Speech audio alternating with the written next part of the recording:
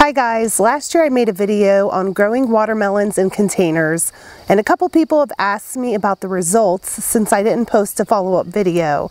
So I thought about it, and I did remember that I filmed a harvest video, but I never got around to posting it.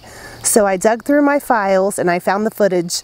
The variety that I grew is Bush Sugar Baby. It has shorter vines than regular Sugar Baby watermelons. They were only about 4 foot long, which was really convenient for growing on a trellis in a container. But I did notice that the plant produced less flowers than watermelon varieties with longer vines, which makes sense since the vines are short. If I remember correctly, I only harvested one watermelon from this plant.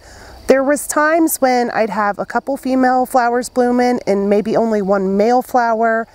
Then there were other times when I had nothing but male flowers blooming, which is a big issue when you need your female flowers to be pollinated.